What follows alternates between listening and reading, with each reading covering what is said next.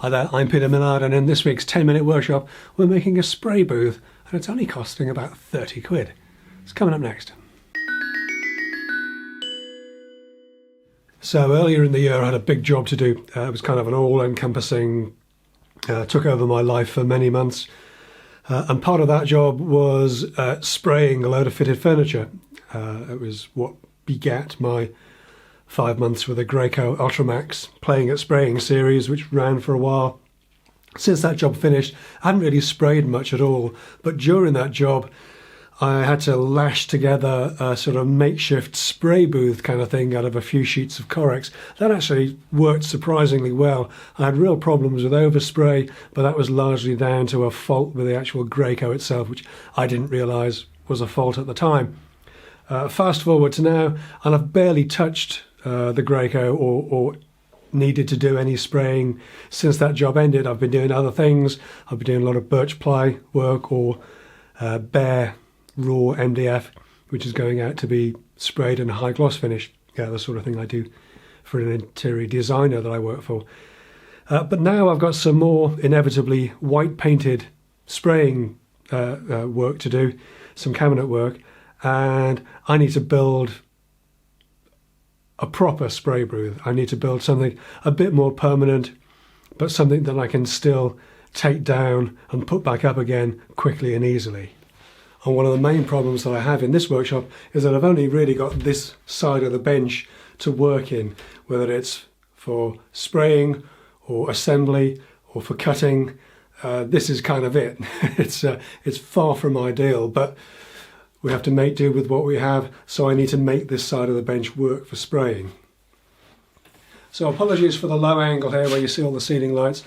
It's just the best angle for me to show you the particular problem that I face when I'm trying to do spraying here. Because I've got this shelf here, the shelf's fantastic, it's really useful, but because it's there, because it sticks out, if I want to put something up there to protect it, it actually really restricts the amount of bench space that I've got to barely 600mm. Now that's not a lot of base space to have something on which you're actually spraying. Most of what I spray is relatively slim, but you really want to separate it away from the sort of the upright, the background a little bit, and that's quite hard on a bench that's so narrow effectively. So what I plan to do is put a base in for the little spray booth that has an 800mm base, so it actually brings this out by another 200mm, which gives me a little bit more base to play with, and then we can have a straight board going up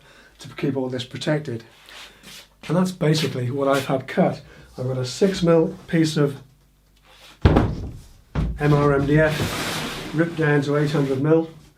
We've got the 400mm overhang, which will provide a flap on this side, and we're going to use Corex, the thin corrugated plastic sheet, as a covering for this. I'm also going to have a sort of an ear at either end so that they can be extended out to get a slightly longer than 8 foot 2400 spraying area, or they can be angled in to try and sort of control the overspray a little bit.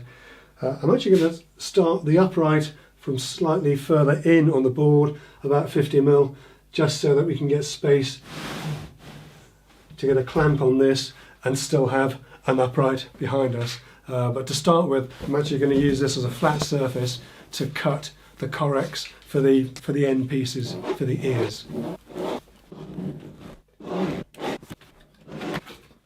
Okay, so these are the two ends, the two sort of ears, little extension wings, if you like, for the base. And I'm going to tape these together so you get a base and an upright, but I'm going to leave the last 200mm untaped so that that will actually tuck in to this baseboard and the backing, and maybe you can angle them to bring them round a little bit if you need to. Earlier on I ripped some thin strips of birch ply scrap, and I'm fixing a couple of these to the back of the side wings with double-sided tape to help keep them a little more rigid without adding too much weight.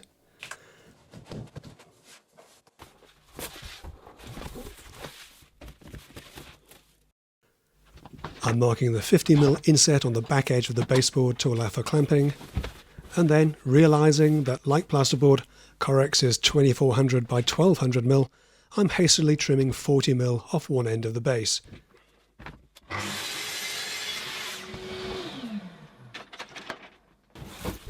Before positioning and taping the Correx in place. As with the side wings, I'm double taping some thin strips of birch ply to the Correx to add a little bit of stiffness, trimming them as necessary to fit.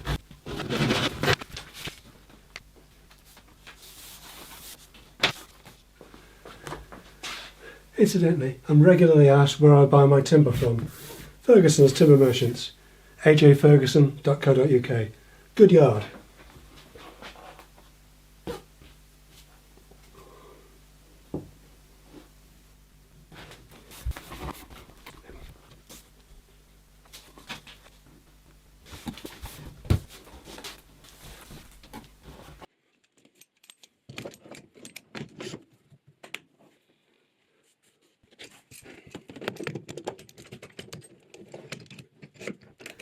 With a couple of clamps fitted to keep the base in place, I can lift the back up into position and add another line of tape to the rear hinge. Then, with some strips of double-sided tape on the baseboard,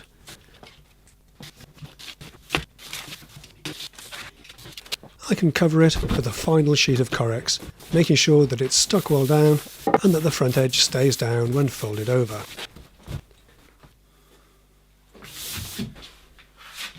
Okay, I was going to put another piece of board on that, but I think that lies flat enough on its own.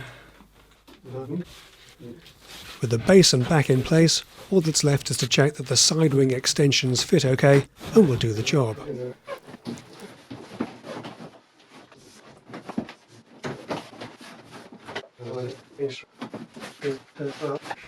So that's it really for this little build. There's not a huge amount more you can say about it. 1, 2, 3, 4 sheets of Correx at $3.50 or so a sheet, and 2/3 of a sheet of 6mm MDF.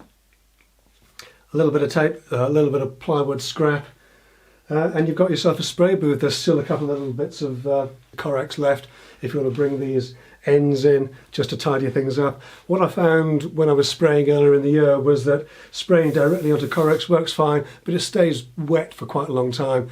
Eventually it'll dry and you can peel it off or just get it out of the way. What I'll probably do this time around is use some of this Easy Mask type dust sheet, because it has a slight static charge to it. It's very thin. It's 2.5 meters wide when you peel it out, so it will stick over the whole sort of 8-foot length very easily. So one length of that, and then once you've sprayed whatever you've got to spray and taken it out of the hair to dry, you can peel that off easily, break this down and carry on with whatever you need to get on with in here without having to wait for the paint to dry. That's one of the main reasons why I wanted to redo this, as well of course as just having something a little bit better, a little bit more permanent to do the work. But that's it for this week. Thanks so much for watching, and I'll see you next time. Take care. Hang on a minute, we're not quite done yet, because after stripping this down for the first time and discovering just how awkward it all was to move, one little adjustment I did make was the addition of a handle cutout in the baseboard, just to make carrying it easier.